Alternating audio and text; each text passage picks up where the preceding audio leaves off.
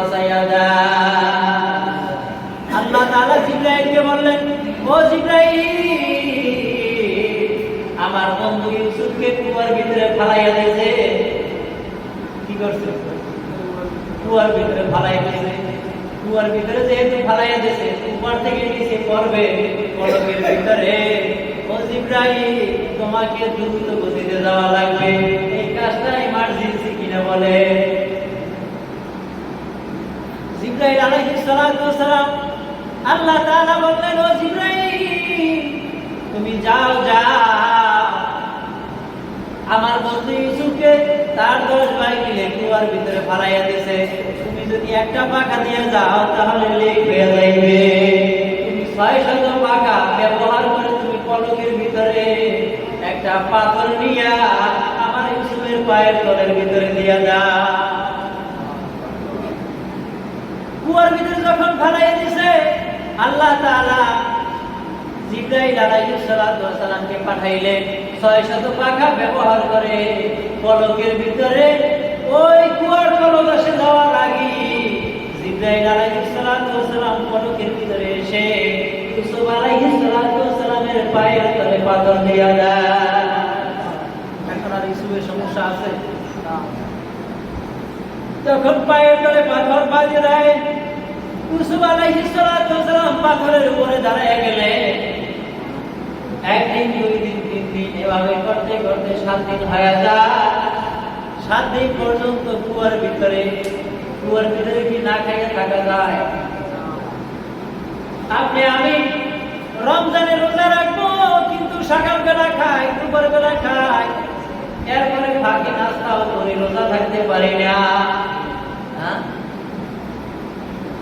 যদি আল্লাহ তাআলা বাঁচায়, কোন মানুষ কোনো কিছু করতে পারে না, খিদা লাগাইতে পারে না।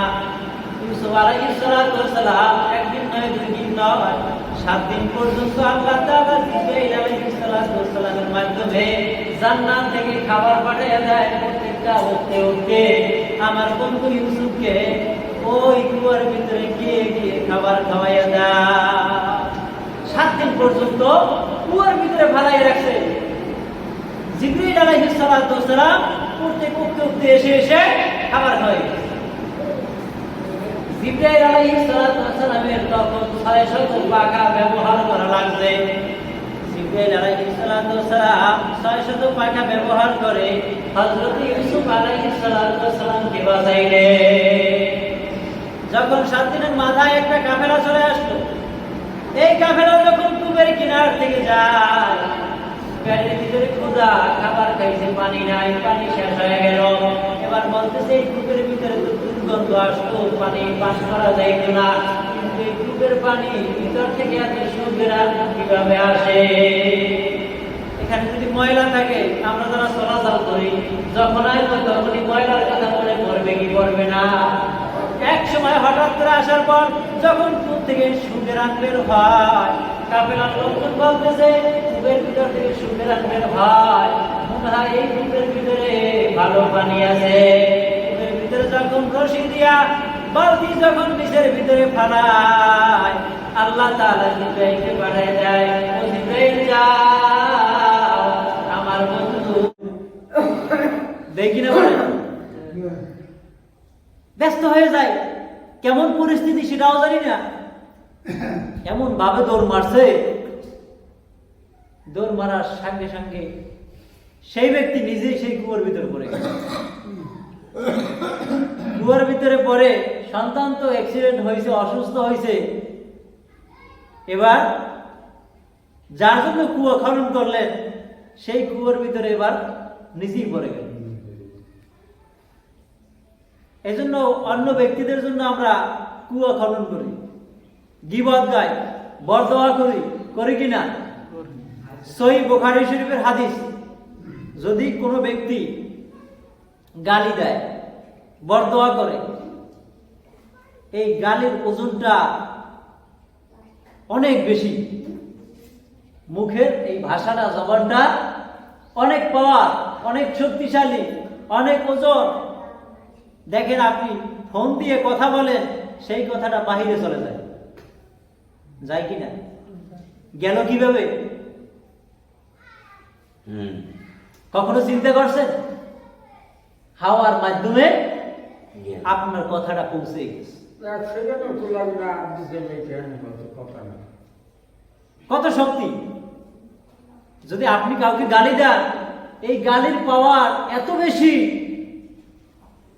একটা লোক একটা কাজ করে নাই, আপনি তাকে গালি দিলেন, গালিটা ওই ব্যক্তির কাছে চলে গেল, যাওয়ার পর ওই ব্যক্তি তো আর দেখে নাই যে আমার কাছে গালি আসছে, দেখছে?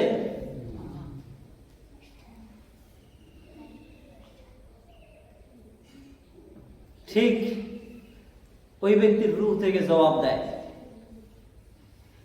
যে গালিটা কোথা থেকে আসছে, কেন আসছে, অপরাধ কি? আমি তো এই কাজ করি নাই, বরঞ্চ আপনি এখান থেকে চলে যান। গালিটা আস্তে আস্তে আস্তে আস্তে আসমানের দিকে উঠতে থাকে। আসমান থেকে জবাব আসে যে সাবধান, তোমার এত ওজন, এত ক্ষমতা, এত শক্তি, এত পাওয়ার, তোমাকে রাখার মতো ক্ষমতা আমি আসমানের নাই, বরঞ্চ তুমি জমিনে চলে যাও। আবার জমিনে আসলেন, জমিন বলতেছে যে আমি এত শক্তিশালী না যে আমি তোমার ওজনটা নিব, আমার কাছে সম্ভব না। তাহলে আমি গালি কোথায় যাব? যার কাছে পাঠাইলো আমাকে, আমি তার কাছে যাইয়া ফেরত আসলাম, গেলাম আসমানে, আমি গালিকে সেখানে স্থান দিল না। জমিনে আসলাম, জমিনের স্থান দিল না। জমিন বলতেছে, জমিনের কাছে বলতেছে আমি কোথায় যাব? এবার জমিন উত্তর দেয় যে তুমি যেই ব্যক্তির কাছ থেকে আসছো, যেই ব্যক্তির মুখ থেকে আসছো, তুমি আবার সেই ব্যক্তির বুকে চলে যাও। আপনি গালি দিলেন মুখে, গেল কোথায়? বুকে। গালি দিয়েছেন মুখে, গালির উত্তর ফেরত আবার গেল বুকে। এই জন্য কথায় আছে না, মুখের গায়ে বুকে বলে, বলে কিনা কথাটা? এই জন্য যেই লোকটা আমাকে কোনো কিছু করে নাই, আমি ওই ব্যক্তির সম্পর্কে অযথা আমি গালি দেব না। এই কাজগুলা আমাদের সমাজে আছে না নাই? এ থেকে যেন আল্লাহ তাআলা আমাদেরকে হেফাজত করে। বাদশাহ হারুনুর রশিদ এর জ্ঞান, এর মাথা, এর মর্যাদা কেমন পরীক্ষা করার জন্য মহল্লার ভিতরে লোকজন একত্র করা হলো। এবার তিনটা স্বর্ণের মাথা, কথা বলেন না, তিনটা স্বর্ণের মাথা, তিনটার সাইজ এক, তিনটা মাথার কালার এক, তিনটা মাথার ডিজাইন এক,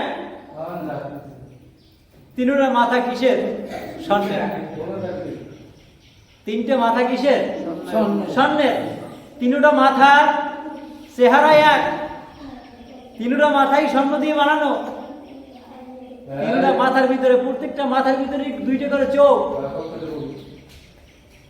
দুইটা করে নাকে ছিদ্র, তিনটা মাথার ভিতরে কালো চুল, তিনটা মাথা কি এক। এবার বাদশাহ হারুনুর রশিদের কাছে বললেন যে হে বাদশাহ হারুনুর রশিদ, এই তিনটা মাথা এক, তিনটাই স্বর্ণের মাথা, কিন্তু একটা মাথার দাম নাই। একটা মাথার কি নাই? দাম নাই। একটা মাথা 50,000 টাকা, আর একটা মাথার দাম 1 লক্ষ টাকা। মাথা কয়টা? তিনটা মাথা স্বর্ণের, তিনটা মাথার সাইজ এক, কিন্তু মাথা তিনটা কিসের? স্বর্ণের। একটা মাথার দাম নাই, আর একটা মাথার দাম 50,000, আর একটা মাথার দাম 1 লক্ষ। বাদশাহ, আপনি এই রাষ্ট্রের একটা বাদশাহ, আপনি বাদশার মাথা কত বুদ্ধি, কত জ্ঞান, এই পরীক্ষা করার জন্য আমি তিনটা মাথা আপনার কাছে রাখলাম। তিনটা মাথা কিসের? স্বর্ণের। কিন্তু স্বর্ণের দাম আছে না নাই? একটা মাথার দাম নাই, একটা 50,000, একটার দাম হচ্ছে 1 লাখ। বাদশা আপনাকে 1 সপ্তাহ সময় দিলাম, এই 1 সপ্তাহ সময়ের ভিতরে আপনি বলবেন যে এইটার দাম নাই, এইটার দাম 50,000, এইটার দাম 1 লাখ। আপনাদের কাছে যদি 3টে স্বর্ণের মাথা দেওয়া হয়, যদি বলা হয় যে একটা মাথার দাম নাই, একটা মাথার দাম 50,000, একটা মাথার দাম 1 লাখ, সবাই কিন্তু তিনটাই দেয়, বলবেন কি না? তিনটাই কি এক? পরীক্ষা করবে কেন? এই বাদশার মাথার ভিতরে এমন টেনশন ঘুরঘুর ঘুরঘুর করতেছে, তিনটা মাথার দামই তো এক, তিনটা মাথা স্বর্ণের, কিন্তু এর ভিতরে দাম নাই। একটার দাম 50,000, একটার দাম 1 লাখ, এটা কেমনে হয়? তিনটাই তো একদম হবে। আর যদি 50,000 হয় তাহলে তিনটার দামই তো 50,000 হইল। আর যদি দাম নাই হয় তাহলে তিনটার দামই নাই। বাদশাহ আপনাকে 1 সপ্তাহ সময় দিলাম, এই 1 সপ্তাহের ভিতরে আপনি বের করবেন যে কার দাম কত। বাদশাহ চিন্তা করতে করতে করতে করতে 6 দিন কাটে গেল। কয় দিন? 6 দিন কাটে গেল, মাত্র 1 দিন বাকি আছে। মাথার মধ্যে এখন পর্যন্ত খেলে নাই। এবার বুদ্ধিজীবী যারা ছিল, জ্ঞানী যারা ছিল, সবাইকে একত্র করা হয়েছে যে তোমরা আসো। আমি তো বলতে পারি না যে কোন মাথার দাম নাই, কোন মাথার দাম 50,000, কোন মাথার দাম 1 লাখ। এটা কিভাবে বলবো? আমার মাথায় কাজ করে না। আগামীকালকে তো আইসে জিজ্ঞাসা করবে, যদি আমি বলি না বলতে পারি তাহলে আমি বাদশার দাম থাকবে? আমাকে গদি থেকে নামাই দিবে, কারণ আমার জ্ঞান নাই। এই বাদশাহ হারুন রশিদ যখন এই কথা বললেন বাদশাহ আপনার কোনো টেনশন করার দরকার নাই, কোন মাথার কত দাম আমরা বের করে আপনাকে বলতেছি। এবার বাদশাকে বললেন যে একটা শলা নিয়ে আসেন। কি নিয়ে আসেন? শলা। এবার শলা এক কান দিয়ে ঢুকাইছে, এক কান দিয়া ঢুকাইছে, আর এক কান দিয়ে শলার মাথা টাইনে বের করে ফেলেছে। এবার বাদশাকে বলতেছে, বাদশাহ এইটার এখানে রাখলাম, পরীক্ষা করা হয়ে গেছে। আর একটা মাথার ভিতরে ঢুকাইলেন, কানের ভিতরে যখন শলা ঢুকাইলেন, অর্ধেক পর্যন্ত ঢুইকে টাক খাইছে, আর যায় না। এবার সেটাকে আলাদা করা হলো। পরের মাথাটা আবার কানের ভিতরে যখন শলা ঢুকাইছে, অল্প একটুখানে যাইয়া এখন আর ভিতরে যায় না, এটাকে আলাদা করা হয়েছে। বাদশাহ আপনার সমাধান পেয়ে গেছে। এই মাথার দাম 50,000, এই মাথাটার দাম 1 লক্ষ টাকা, আর এই মাথার কোনো দামই নেই। কই কেমনে বুঝলা? আমার তো বুঝেই দাও না। কই দেখেন, আমি একটা শলা ঢুকাইছি, যখন কানের ভিতরে ঢুকাইলাম, ঢুকানোর পর অপর সাইড দিয়ে বের হয়ে গেছে, তাহলে এ হচ্ছে ফুসা। মাথা আছে কিন্তু জিনিস নেই, মাথা আছে জিনিস নাই। অর্থাৎ আপনি যে কান দিয়া কোনো কিছু শুনবেন, যে এখানে বসে যে আলোচনা হইতেছে, যদি আপনার কান ঠিক না থাকে তাহলে কথাগুলো কি থাকবে? ঠিক মতো শুনতে পারবেন? বাসায় গিয়ে জিজ্ঞাসা করা হবে, কান যদি ফুটো হয় এই পাশ থেকে ওই পাশে, তাহলে তো এই ভিড়তে শুনবো, এই ভিড়তে বাড়াই যাইবে, কোনো কিছু নেওয়া যাবে না। বাদশাহ তাহলে এটা এক পাশ দিয়ে শুনে অপর পাশ দিয়ে বাড়াই যায়, এর কোনো মূল্যই নেই, এর কোনো দাম নাই। আর একটা অর্ধেক পর্যন্ত সরা ঢুকলো, টাক খাইয়ে চলে আসলো, ওই অর্ধেক পর্যন্ত কথা ঢুকে এরপর আর বাজে চলে আসে ফেরত। এর দাম হয়েছে 50,000, আর একটা মাথা, সেটার ভিতরে অল্প একটুখানি সলা যায়, তার মানে কি এটার ভাস আছে, ডোর আছে কয়েকটা, আছে না? কানের ভিতরে ডোর আছে না নাই? যদি আপনারা কটন বার দেন, পুরো কটন বার কি ভিতরে ঢুকানো যায়? যার কানে সমস্যা তার পুরোই ঢুকে যায়, যায় না? এবার অল্প একটুখানি ঢুকছে বাচ্চা, এই জিনিসটার দাম হচ্ছে 1 লক্ষ টাকা। পরের দিন আসলো, আইসে সমাধান দিল, কি ব্যাপার? সমাধান পাইলাম, এই সমাধান। কেমনে বুঝলাম? বোঝার উপায় হচ্ছে এই যে, শোনেন, মানুষের মাথা সবার এক। এখানে আপনারা, আমি যে আসছি, এখানে যারা আমরা সবাই আসছি, সবারই মাথা এক। এক কিনে বলেন? সবারই কালো চুল আছে না নাই? সবার 2টা চক্ষু আছে না নাই? সবার নাকে 2টা ছিদ্র আছে না নাই? প্রত্যেকের 2টা হাত আছে না নাই? প্রত্যেকের পা 2টা আছে না নাই? মাথা সবার এক, কান সবার এক, কিন্তু এর ভিতরে জ্ঞানগুলো হচ্ছে আলাদা আলাদা।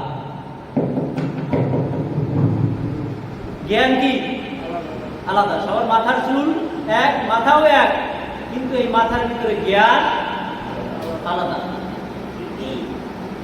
এই জন্য আল্লাহ তাআলা মানুষদেরকে চক্ষু দান করলেন, ব্রেন দান করলেন,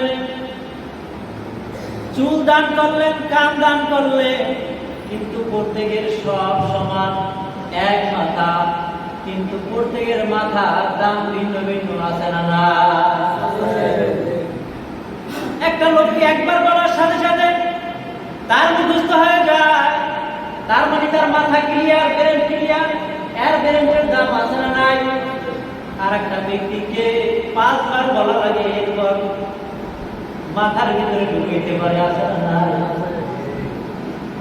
কিন্তু যে একবার বলার সাথে সাথে মুখস্থ করিয়া ফেলাইল, মনের ভিতরে গাঁথিয়া ফেলাইল, ব্রেনের ভিতরে গাইতে ফেলাইল, তার দাম এক। আর যে ব্যক্তি 5 বার বলার পর মাথার ভিতরে কথাটা রাখতে পারে, এর দাম আর প্রথম ব্যক্তির দাম কি সমান নাকি? আর একটা ব্যক্তি যাকে বারবার বলার পরেও সংশোধন হয় না, এর কোনো দাম নাই, মাথার কোনো জ্ঞান নাই, আছে? সবার মাথা সমান, কিন্তু এক এক মানুষের এক এক পদের দাম, এক এক মানুষের এক এক পদের জ্ঞান। কথা বলেন ঠিক কিনা? কারো মাথার ভিতরে এক পদের কাজ করে, কারো মাথায় অন্যভাবে কাজ করে, কারো মাথায় এমন জ্ঞান যে জ্ঞানের মাধ্যমে সম্মান পায়, আর কারো মাথার ভিতরে এমন জ্ঞান যে জ্ঞানের মাধ্যমে মানুষের লাথি গুতা খায়। দুজনের মাথা আছে সমান, কিন্তু জ্ঞান আলাদা, মর্যাদা আলাদা। তাহলে এখানে আপনারা, আমরা যারা আছি, সবার মাথার জ্ঞান কিন্তু এক সমান না, কিন্তু মাথা এক। বাদশাহ হারুন আর রশিদকে জিজ্ঞাসা করা হলো, ও বাদশাহ হারুন আর রশিদ, তিনটা মাথা শূন্য, কিন্তু 3টা মাথার দাম ভিন্ন ভিন্ন। মাথা এক, কিন্তু জ্ঞান কেমন আলাদা, দাম আলাদা, সম্মান আলাদা, মর্যাদা আলাদা। এই জন্য যার দাম যেভাবে, সবাই দামও দেওয়া লাগবে কিনা সেইভাবে।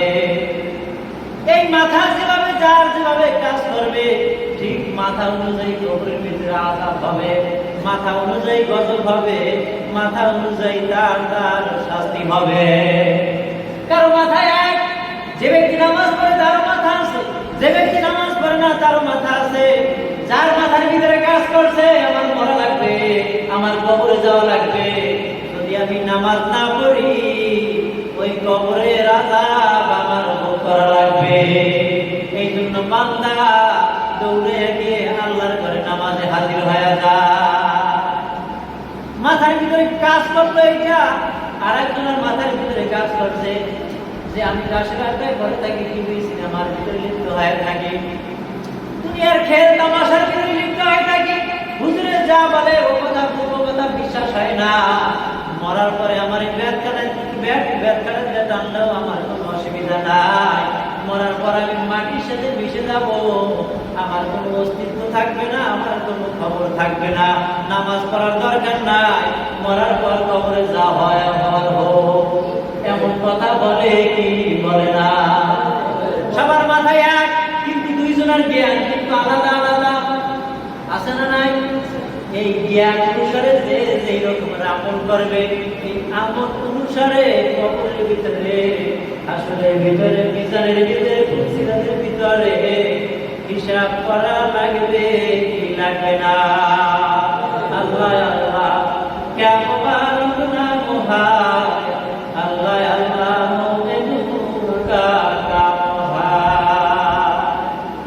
মুমিন বান্দা যারা, তারা চিন্তা করে এক মালিক আল্লাহকে, কবরে যাওয়া লাগবে, মরা লাগবে, তিনি এই কবরে যাব, এই চিন্তা ভাবনা সবসময় করে কি করে না? আমরা অনেকে নামাজ আদায় করি, যদি বলি যে আপনার নামাজ হয় নাই, তাহলে কে কোথায়? হ্যাঁ, নামাজ আদায় করি, হুজুরের জামাত শুরু হয়ে গেছে, জামাত তো ধরা যায় না, এই জন্য তারা হুজুর করবে, তাকবীরও দেওয়া লাগে না, হুজুর যে রুকু থেকে গেছে আমি মিলে পড়ি, নামাজ হবে? এই রকমের কাজ করে কিনা? তার নামাজ বরবাদ। টুপি পরার সময় হুজুরও দেয় নাই, হুজুরের নামাজে দাঁড়িয়ে গেছে, রুকুতে চলে গেছে, এই জন্য আমি নিয়াত না করে তাকবীর না দিয়া, তাকবীর দেওয়া ফরজ, ফরজ যদি ছুটে যায় ওই নামাজ নতুন করে পড়া ছাড়া নামাজ হয় না। আমি তাকবীর দিলাম না, সরাসরি রুকুর দিকে নিয়ে করলাম, টুপিটা মাথায় দিলাম না, টুপিটা হাতের ভিতরে রাইখে রুকু দিলাম, এরপরে রুকু থেকে উঠিয়া দাঁড়াইয়া সেজদায় যাওয়ার আগে আগে আবার টুপিটা মাথায় দিলাম, নামাজ হইবে? এই রকমের কাজ কিন্তু আমাদের মুসলিমরা করে। রুকুতে থেকে উঠা মাথার ভিতরে টুপি দেয়, নামাজ বরবাদ হয়ে গেল। হুজুরের তাড়াহুড়া, নামাজে চলে গেছে, আমি পাইলাম না, পাঞ্জাবিটাও ঠিক করতে পারলাম না, এক রাকাত নামাজ আদায় করে উঠা এবার দ্বিতীয় রাকাতে পাঞ্জাবি ঠিক করে সোজা করি, হ্যাঁ, নামাজ হবে?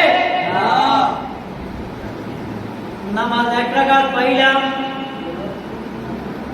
যদি এক রাকাত হুজুরের সালাম ফিরিয়ে ফেলায়, তাহলে আমাকে সালাম ফিরাবার পর হুজুরে যখন ডানে সালাম ফিরানোর পরে বামে যখন সালাম ফিরাইবে, তখন আমি উঠা সোজা হয়ে দাঁড়াইয়ে যাব, হ্যাঁ, দাঁড়াইয়া হাত পাতাই দেখবে, পরে বাকি নামাজ আদায় করবে। মুসল্লিরা আছে, এরা হুজুরে যে এক রাকাত পড়লাম, উঠা আবার নতুন করে তাকবীর দিলাম, এবার জামাতের সব আমার কাছ থেকে কাইটে গেল, জামাতের সব কাইটে গেল। 4 রাকাত নামাজে আবার তাকবীর দিলাম, তাকবীর দিয়ে জামাতে তো হুজুরের লাগে 1 রাকাত পড়লাম, তাকবীর দেওয়ার পর আর ওই জামাত থাকে না, এখন বাকি 3 রাকাত পড়লাম, 3 রাকাত করে সালাম ফিরাইলাম, 3 রাকাতে কষ্ট করে পড়লাম, তাও গেল বিপরে। নামাজ কয় রাকাত? 4 রাকাত। 4 রাকাতে জামাতে 1 রাকাত করে সালাম ফিরাইয়া আবার নতুন করে তাকবীর দিয়ে বাকি 3 রাকাত পড়লাম, হবে? নামাজ সব শেষ, বরবাদ। আইসা রুকু পাইলাম না, সেজদায় চলে গেলাম, সেজদা করলাম, নামাজ কিন্তু 1 রাকাত আমার পুরো হয় নাই, যেহেতু আমি সেজদায় পাই করলাম, রুকু পাইলাম না, ওই রাকাত নামাজ আমার পুনরায় আবার আদায় করা লাগবে। এই জন্য দাঁড়াই থাকবে, যে দেখি হুজুরে 1 রাকাত পড়ে উঠে দাঁড়াই কিনা, যদি দাঁড়ায় তাহলে আমি তখন তাকবীর দেব। জিবরাইল আলাইহিস সালাতু ওয়াস সালাম আল্লাহর পয়গম্বরের কাছে পাড়ে পাড়ে আয়াত নিয়ে হাজির হয়। জিবরাইল আলাইহিস সালাতু ওয়াস সালামের 600 নূরের পাখা, এই 600 নূরের পাখা দিয়া জিবরাইল আলাইহিস সালাতু ওয়াস সালাম আল্লাহ পাক রব্বুল আলামিনের আরশ থেকে জমিনে চলে আসে পলকের ভিতরে। এই পলকের ভিতরে আসার জন্য 600 পাখা দরকার হয় না, একটা পাখাই তার জন্য যথেষ্ট হয়ে যায়। আপনার আমার চোখের ভিতরে পলক দেই কিনা? এই চোখের ভিতরে যে পলক দেয়, এই পলকের ভিতরে জিবরাইল আলাইহিস সালাতু ওয়াস সালাম একটা পাখা দিয়া বাড়ি মারার সাথে সাথে জমিনে চলে আসে। এত স্পিড, একটা পাখা দিয়ে বাড়ি মারার সাথে সাথে জমিনে চলে আসে। যারা বিমানে চড়ছেন, বিমানে দুইটা পাখা আছে না নাই? বিশাল বড় বড় দুইটা পাখা, যেই পাখার মাধ্যমে আসমানের ভিতরে ঘুরে গিয়ে ওড়ে না। দুইটা পাখার মাধ্যমে আসমানে উড়ে। ঠিক জিবরাইল আলাইহিস সালাতু ওয়াস সালাম তার একটা পাখা দিয়া আসমান থেকে জমিনে আসতে একটা চোখের পলক লাগে না। জিবরাইল আলাইহিস সালাতু ওয়াস সালামের কাছে জিজ্ঞাসা করা হলো, ও ভাই জিবরাইল, তোমার তো 600 পাখা, 600 পাখা তো ব্যবহার করা লাগে না, একটা পাখা দিয়ে বাড়ি মারলে চোখের পলকের সাথে হাজির হয়ে যাও, তাহলে এত পাখা আল্লাহ তাআলা তোমাকে কেন দান করলো? এই জন্য যখন এমার্জেন্সি হয়ে যায়, জিবরাইল আলাইহিস সালাতু ওয়াস সালাম বললেন, যখন এমার্জেন্সি হয়ে যায়, এমার্জেন্সির জন্য দৌড়াইয়া যাওয়া লাগে কি লাগে না? এই জন্য ফায়ার সার্ভিস যখন আগুন লাগে দৌড়াইয়া যায়, দৌড়াইয়া যাইতে হলে ট্যাঙ্কির ভিতরে আগে পানি ভরপুর লাগবে কি লাগবে না? ভাই তুমি ট্যাঙ্কির ভিতরে পানি ভরপুর করে কেন রাখো? ভাই এমার্জেন্সি যখন হয় তখন আমি এই পানি নিয়ে তাড়াতাড়ি দৌড় মারি, আর যেগুলা খালি এগুলা নিয়ে সহজে কিন্তু যাওয়া যায় না, আগে পানি ভরা লাগে, এরপরে যাওয়া লাগে। জিবরাইল আলাইহিস সালাতু ওয়াস সালাম তিনি বললেন, আমার 600 পাখা সব জায়গায় ব্যবহার করি না, যখন এমার্জেন্সি হয়ে যায়, এমার্জেন্সি সময় আমার এই 600 পাখা ব্যবহার করি। ইউসুফ আলাইহিস সালাতু ওয়াস সালাম যখন তার 10 ভাই মিলে আমাকে যখন ইউসুফ আলাইহিস সালাতু ওয়াস সালামকে যখন কুয়ার ভিতরে ফালাইয়া দেয়, ইউসুফ আলাইহিস সালাতু ওয়াস সালাম আল্লাহর কাছে বলে, ও দয়ার মালিক আল্লাহ, আমাকে কুয়ায় ফালায়, আল্লাহ আপনি আমাকে বাঁচাইয়া দেন। আল্লাহ তাআলা জিবরাইলকে বললেন, ও জিবরাইল, আমার বন্ধু ইউসুফকে কুয়ার ভিতরে ফালাইয়া দিয়েছে। কি করছে? কুয়ার ভিতরে ফালাইয়া দিয়েছে। কুয়ার ভিতরে যেহেতু ফালাইয়া দিয়েছে, কুয়ার থেকে নিচে পড়বে পলকের ভিতরে। ও জিবরাইল, তোমাকে দ্রুত গতিতে যাওয়া লাগবে, এই কাজটা ইমার্জেন্সি কিনা বলে। জিবরাইল আলাইহিস সালাতু ওয়াস সালাম আল্লাহ তাআলা বললেন, ও জিবরাইল, তুমি যাও যাও, আমার বন্ধু ইউসুফকে তার 10 ভাই মিলে কুয়ার ভিতরে ফালাইয়া দিয়েছে, তুমি যদি একটা পাখা দিয়ে যাও তাহলে লেগ হয়ে যাইবে। তুমি 600 পাখা ব্যবহার করে তুমি পলকের ভিতরে একটা পাথর নিয়া আমার ইউসুফের পায়ের তলের ভিতরে দিয়া দাও। কুয়ার ভিতরে যখন ফালাইয়া দিয়েছে, আল্লাহ তাআলা জিবরাইল আলাইহিস সালাতু ওয়াস সালামকে পাঠাইলেন 600 পাখা ব্যবহার করে পলকের ভিতরে ওই কুয়ার তলদেশে যাওয়ার আগে জিবরাইল আলাইহিস সালাতু ওয়াস সালাম পলকের ভিতরে এসে ইউসুফ আলাইহিস সালাতু ওয়াস সালামের পায়ের তলে পাথর দিয়া দেয়। এখন আর ইউসুফের সমস্যা আছে না, তখন পায়ের তলে পাথর বাঁধিয়ে দেয়। ইউসুফ আলাইহিস সালাতু ওয়াস সালাম পাথরের উপরে দাঁড়ায় গেলেন। একদিন, 2 দিন, 3 দিন, এভাবে করতে করতে 7 দিন হয়ে যায়। 7 দিন পর্যন্ত কুয়ার ভিতরে কি না খেয়ে থাকা যায়? আপনি আমি রমজানের রোজা রাখবো, কিন্তু সকালবেলা খাই, দুপুর বেলা খাই, এরপরে ফাঁকে নাস্তাও করে রোজা থাকতে পারি না। যদি আল্লাহ তাআলা বাঁচায়, কোনো মানুষ কোনো কিছু করতে পারে না, খিদা লাগাইতে পারে না।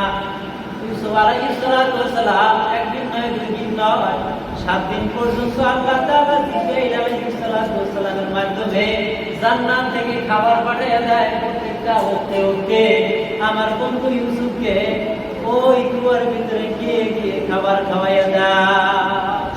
7 দিন পর্যন্ত কুয়ার ভিতরে ফালাই রাখছে। জিবরাইল আলাইহিস সালাতু ওয়াস সালাম প্রত্যেক উঠতে এসে খাবার খাওয়াই। জিবরাইল আলাইহিস সালামের তখন 600 পাখা ব্যবহার করা লাগছে। জিবরাইল আলাইহিস সালাম 600 পাখা ব্যবহার করে হযরত ইউসুফ আলাইহিস সালামকে বাঁচাইলেন। যখন 7 দিনের মাথায় একটা কাফেলা চলে আসলো, এই কাফেলা যখন কূপের কিনার থেকে যায়, পেটের ভিতরে ক্ষুধা, খাবার খাইতে পানি নাই, পানি শেষ হয়ে গেল। এবার বলতেছে এই কূপের ভিতরে তো দুর্গন্ধ আসতো, পানি পান করা যাইত না, কিন্তু এই কূপের পানি ভিতর থেকে এত সুন্দর কিভাবে আসে? এখানে যদি ময়লা থাকে, আমরা যারা চলাচল করি, যখন আসবো তখনই ময়লার কথা মনে পড়বে কি পড়বে না? এক সময় হঠাৎ করে আসার পর যখন কূপ থেকে সুখের বের হয়, কাফেলার লোকজন বলতেছে কূপের ভিতর থেকে সুখের বের হয়, মনে হয় এই কূপের ভিতরে ভালো পানি আছে।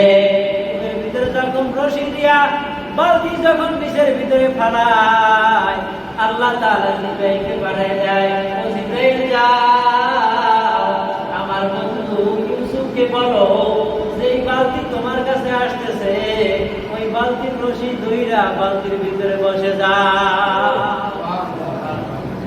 হযরত ইউসুফ আলাইহিস সালাম বালতির রশি ধরে যখন বসলেন, কাফেলার লোকজন বালতি টানে আস্তে আস্তে উপরে উঠায়। আগে বালতি ফালাইতা পানি পর্যন্ত এত হতো না, পানির ওজন এত কেন, এত ওয়েট লাগে কেন? রশি টানতে উঠাইতে কষ্ট হয়। তখন টানতে টানতে উপরে উঠাইল, এমন সুন্দর একটা লোক দেখা যায় যে এত সুন্দর পুরনো চেহারা আর দুনিয়ার জমিনে কোথাও দেখা যায় না। রক্তের ভাই তারা কি করলো? দূর থেকে দাঁড়াই দেখতেছে যে কাফেলার লোকজন উঠেছে। চিন্তা করছি এত সুন্দর মানুষ যদি দেখে ফেলায় তাহলে তো আমাদের উপরে আক্রমণ করবে, গামছা দিয়ে পেঁচাইবে। এবার এই শত্রু ভাইরা দৌড়ে আসলেন, কি কাপড়ের ভিতরে আপনারা পেঁচাইলে আমি জানতে চাই, বাইর করেন? না না, বাইর করা যাইবে না।